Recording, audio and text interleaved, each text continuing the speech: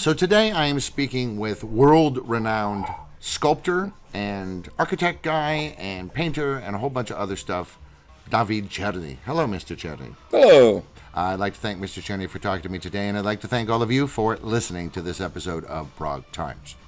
Thank you.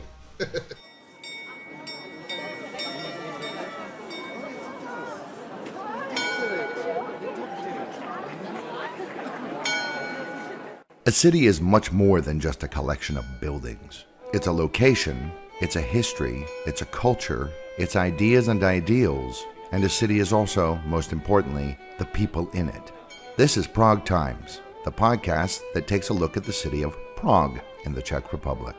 With more than 1,000 years of history, there's a lot to talk about. We'll talk about the past of Prague, but we'll also talk about the city as it is today, future plans for the city, and much more. It's Prague then, Prague now, and Prague later. And this is Prague Times.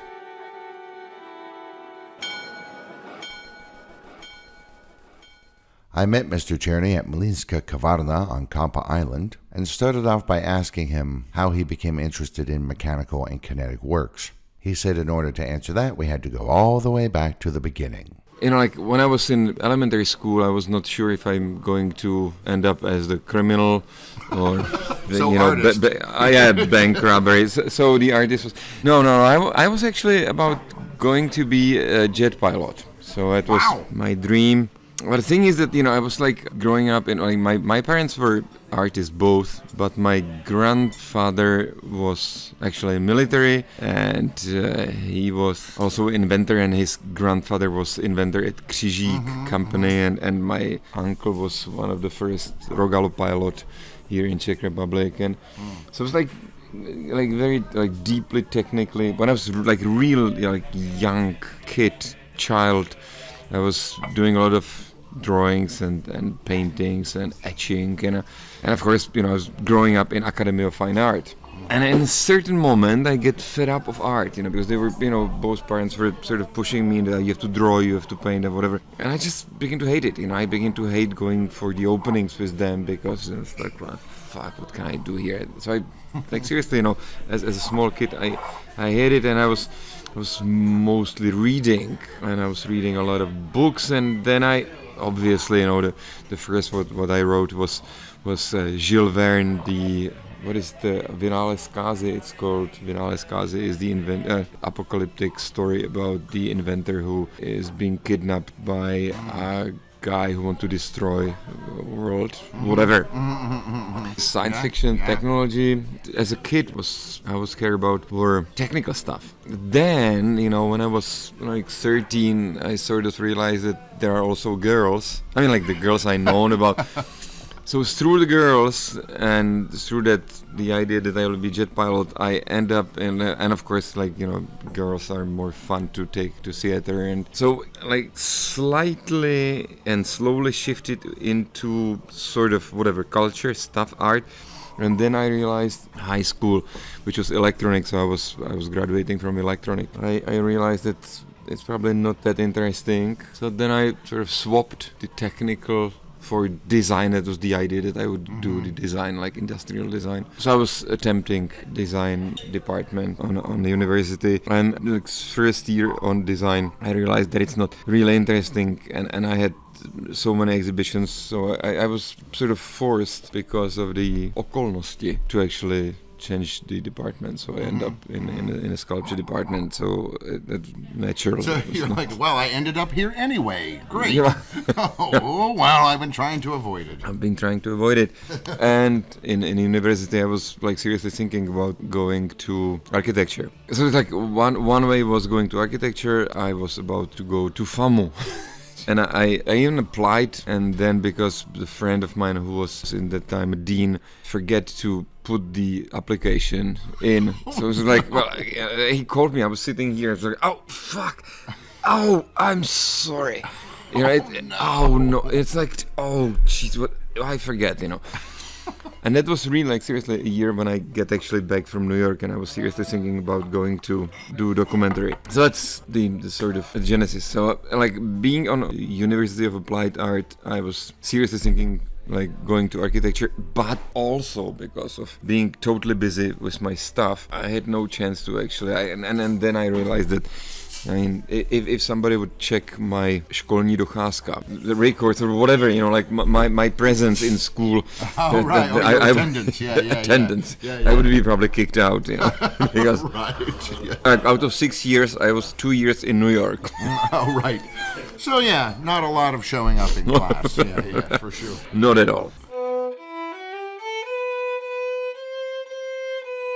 So you were always interested in mechanical things, technology, and I am kind of pushed by fate into the arts, but you said, I'm going to make big things and guns and, all sorts of crazy things, Yeah, but, on the other hand, I end up as, I have my license for transport planes, so I can, like... Really? Yeah, I can apply so for... you are a pilot?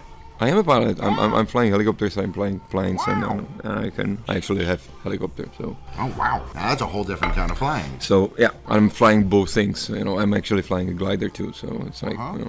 And then, so was it 2007? You made this metamorphosis in Charlotte, which I should tell you, I was just in Charlotte.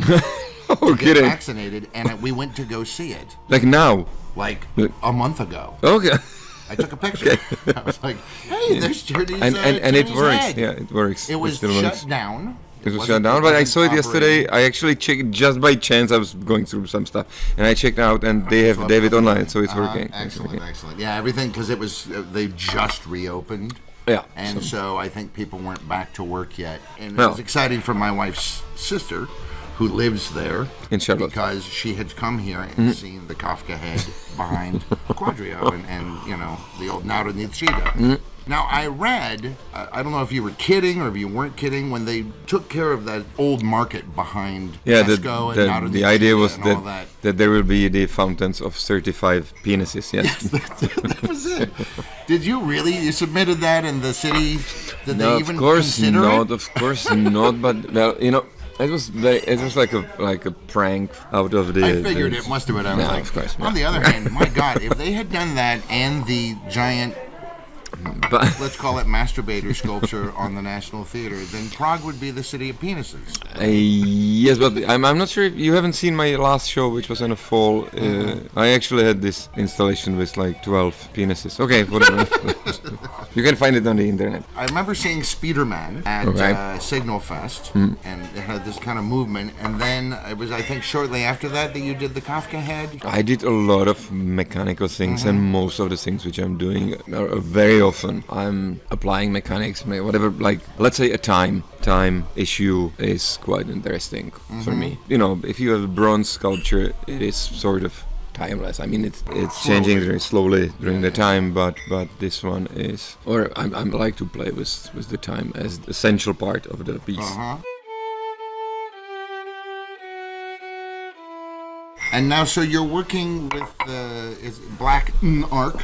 Obviously, I figured, I'm so slow. I figured out last night. I went, oh, he's the Black Černý. Of course, that's why it's called Black and Arc. Black and architecture, duh.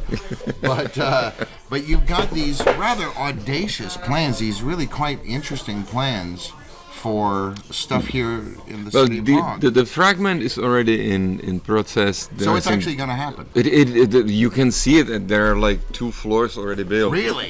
Yes, wow. Of course. I mean, like, the skeleton is going to be finished within 1 month probably. Wow. So people should know, this is a new residential building that has these giant sculptures sort of looking like they're holding it up almost. Are they kinetic? Do they move? Those are actually not kinetic. No, not at all. But they're huge. They're quite. They're not kinetic because that would be problematic. They're huge, yeah. The biggest one is 30 meters. Oh goodness! So yeah, you don't want them moving. No, sorry, certainly not. Yeah, sorry about your dog. Yeah, sorry. Let me ask you this, because it's such an interesting project, and I know it's not in the center, it's not in the UNESCO zone, so that kind of helps. But I wonder how easy it is to get a permit. Yeah, is Prague easy to work with? I'm not doing it. I mean, of course, this is a private investor, and I don't care in this case about... Right, you just show up, do the work. Yeah, Make it happen. Yes. Yeah, that's nice. No, but it's like it's a building, so it's a building permit. So this is part of the building, so it is the part of the building permit. Right. So it's the company which did the building permit. But you're outside of the historical center, so you can get away with doing something a bit more modern, because it's quite modern. Let's hope. And then another project you have is this top tower, the giant. The top tower. It looks like it would be the tallest building in the country if it were built, and it looks like a giant wrecked, rusting ship. And I have to tell you, I don't know who did your video. Obviously, it's computer animation. My wife, when she first saw it, she said, "I hate that." We watched the video, and as the video, it kind of flies around, and then it goes inside. By the end of the video, she said, "Okay, I changed my mind. I love it." That's funny. Because a lot of it is that interior space. What's the idea behind that? Is it just to do something crazy, or? Okay. So I did one piece when I was in New York. I did design. And I exhibited in Whitney Museum Independent Study Program. Mm-hmm. And suddenly, about 8 years ago, I find out that it's been realized in Hong Kong. You can see it. With no... Yeah, it's no like credit? it's exactly. Yeah, of course not. It's like 2 towers with the boat on the top. It's not air. Kind of like the thing in Singapore. Singapore. Sorry, Singapore. The one in Singapore. No, Singapore. So that's based on your design, you think? It's so... Because it is very boat-like, I will say. You It look is. at it and you go, boat. No, it's a boat. It's a boat. Okay, It's a boat. Yeah. And it's exactly same concept. Surprisingly, whatever. I don't know, I mean... So you said, I'm going to build my own. Yes, and this one is the different concept. And the concept is about... So it's playing with the time and with global warming and global warning. And how things... Yeah, right. Yeah, So- sure. And how things decay. Yes, of course. And whatnot. And since I'm also a diver, and I'm of course enjoying wreck diving. It's the best thing you can imagine. Wreck diving. So we actually put this concept together with Tomáš Císař, a friend of mine, also architect. So the idea was that let's do the wreck, so it's about the future. Getting back, because time is not linear, and time actually, nobody knows if time can go backward. But some scientists say it may not actually exist except in our minds. Yeah. There are many theories, whatever. Yeah. And the time on the table differs from the time which is on the floor. You know that. Yeah. Because of gravity and because of the gravity. Yeah. So we thought let's say that there was the total flood, and there was this arc where it actually sort of, hit a building which was sticking out, and then the water came down. A flooded so city. So it's like about flooded, non-flooded city. So it's about the warning, about the future, which has been sort of, shift back. So that's the play. So it's a time game also. So it's a warning. The interior, though, is fantastic. The way the light comes in at different times of the day. But now we have a problem with the military, actually, and so they're giving us a hard time because we are penetrating 12 meters the safety zone of the landing strip on runway 09er in Gbely. It's kind of like a stupid, because the threshold of the landing strip is about 13 kilometers, whatever. They saying that we penetrating it like 12 meters. So and it's only safety zone. Doesn't make sense at all. Right. Yeah. So it's last time I looked at this, it was going to be in Nova Butovice. In Nova Butovice, of course. Why so many things there? Cyberdog is there. Because we based there. The Trigema company, which co-owns the Black and Arc. We put the Black and Arc studio with a friend of mine who owns the Trigema. And Trigema Building is the developer who did the Cyberdog. So it's going to go ahead. Top Tower will happen. That's exciting. Yeah, now we expecting some result from the Ministry of Military either this month or next month. There will be some. Yeah, and we have seriously strong support from City Hall, support from IPR, from different authorities. Everybody I talk to says, "Oh, I love the dancing house. Oh, I love the dancing house." I was here when Of the course, dancing but house tell came me out, about it. and Tell me. everybody hated it. Everybody. They Hated it. Whatever. And now, it's part of our heritage. Yes, of course. Same thing's gonna happen with this stuff, right? You never know. But of course, dancing house. It's exactly the issue like which.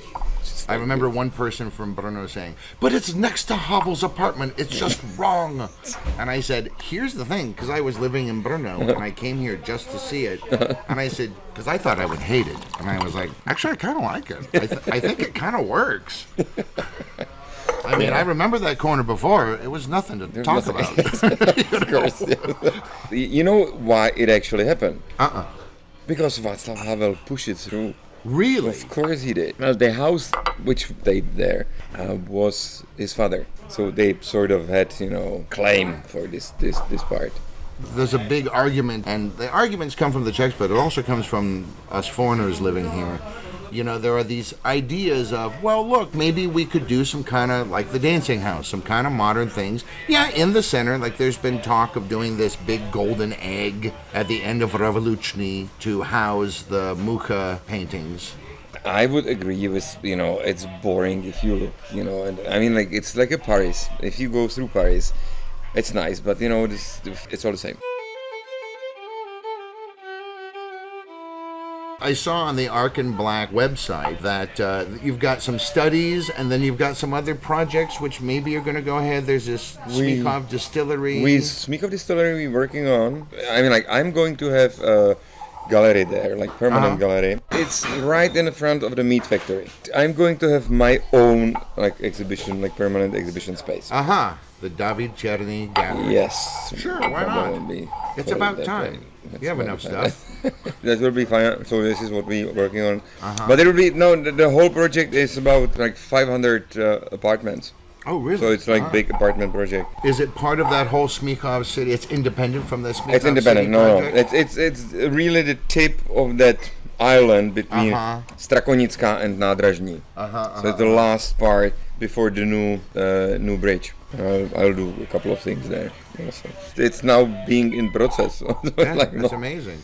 So you're going to keep doing this, you think? You think this is the direction you want to head for a while, or you'll wait and see? No, I own the studio.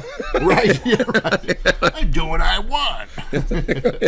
So yes, we definitely doing a lot of other projects. Any interesting ones kind of floating around in your head that are just planned at this point?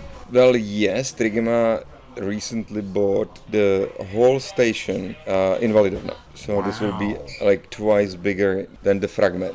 Well, a couple of other projects which are same and bigger scale, but I probably shouldn't talk about it. Yeah. Well, outside of Prague, a new acquisition of one castle in Moninec, and next year we're going to build a big winery in Veselí on Moravě. The something dog in Veselí na Moravou? Yes. Correct. Yeah. This is for the foreseeable future. This is the direction you think you want to go. No, it's so it's not that I would be like swapping. Right, you're not saying, and now I do architecture only. You'll do whatever your fancy takes. No, I have a lot of my personal projects, of course. Sure. I mean, not a lot in this moment, like 3, 4, nothing. So everything was cut down last year. I was a year and a half ago. I was saying, if you want anything from me, ask me September. And it's like. Right. It's January. Yeah, correct. And now, few things, but it's sort of like getting back, but not, of course, that way it was before. So a baby is on the way. That's going to impact work and sleep a bit. Sleep. That's just what a little I heard. bit. Yeah. Everybody I know, I don't have kids, but everybody I know with children says, sleep like you're going to war, because you will not sleep for 3 years. And you will lose your mind. Not to scare you. Yeah. Thank you. Yeah, but I have super wife, so. Excellent. That's half the battle. And yeah. Maybe you'll get some truly interesting ideas from all this sleep deprivation. Great. Yeah. Fantastic visions. That could be great.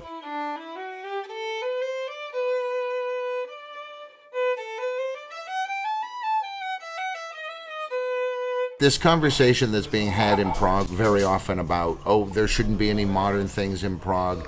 I feel like Prague is, first off, the historical core is so big that I think throwing in a couple, I mean, we have Kotva, for God's sake, and I kind of like Kotva in a weird way. I like being up to anchor, and when you're, that's the rule. When you're on a street of beautiful buildings with one ugly building, live in the ugly building, and you don't have to look at it, right? But, we do have those things, and I know the architect who designed Hlavní Nádraží, the main train station, please, he said, it's the last example of my work left. Everyone else keeps tearing up my stuff because I did it under communism. So please stop tearing down my buildings. I don't have a legacy. Please keep it. And they said, okay, we'll turn it into a shopping mall. So I think Prague is big enough and sophisticated enough to handle this. Yes, of course, no problem at all. No problem at all. But there is one thing, if you put something if you look at na Příkopech, I don't like the building, which is Myslbek, of course, Myslbek, you're right, yeah. It's not nice. Not at all. Nice. No, and then you walk in, you go, well, maybe it's cool inside. No. But there are few examples which are, I like what Malinsky did with Dám Architects on Václavské náměstí, the gold. It's nice. Where the Primark's going to be. This one it's from Petr Malinsky. It's nice. There are like few examples which I quite like, not many though. But the Prague has way to deal with it. I'm sure about it. Sure, because we have some truly, like some of those brutalist buildings we have are like, wow, that is astonishing. Like National Theatre, which, I mean, You don't like the Nová Scéna? Nová Scéna. You have to keep in mind, this is a giant block of squares made of bottle glass. and of course, they actually look like a TV screens, like CTR. Yeah, they do look like CTR. Yeah, you're right, they do, yeah.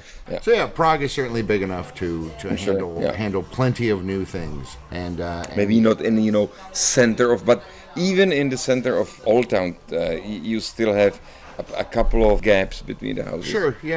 Empty lots, Yeah, empty lots where you why not throw something? I mean, it doesn't have to be weird, but it can work for sure. Like we said, there's plenty of old stuff. Yeah. Don't worry about it.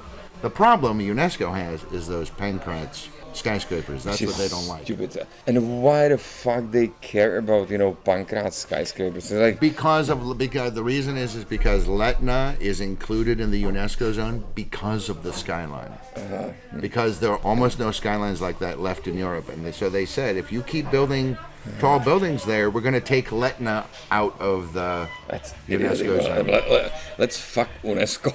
I mean, it's not like we get anything for it. Of course not. The only thing you gain from UNESCO is that not even tourists. I don't think that anybody goes because it's on UNESCO. Well, I do, but I'm a nerd. Like the Hundertwasser stuff in Vienna, which I love. Mm-hmm. I just love it. And I'd love to see that kind of organic thing here as well. And I don't know. I mean, all right, the last question I got to ask is, what about the Blob? You mean Kaplický? Yeah, Kaplický. Kaplický would be fantastic if it, and I was like a huge supporter. I actually knew and known Pavel Bém. This is the former mayor of Prague. And when he banned it, and he supported this, the KGB Klaus as whole, I was like strictly against, and I told him, like seriously, I said to him in front of many people, dear Pavel, you are a fucking prick. Because he caused probably 50% that the building never happened. And I think that seriously, I mean, like the building was perfect. I was not 100% sure about the position. I would actually push it more the location. I would probably push it into the center of Letna or somewhere. I mean, like I love it, and it's stupid that it did not happen. Because I mean, now they're saying maybe they possibly will revisit it, but I don't think they will. There is big problem because this was only concept. There was no any details, so it would be seriously difficult to actually. Someone would have to finish it. Yes, somehow. It is a shame though that such a world-renowned architect, of course, famous stuff, has nothing here. Nothing here. It's so weird. It's so Czechish.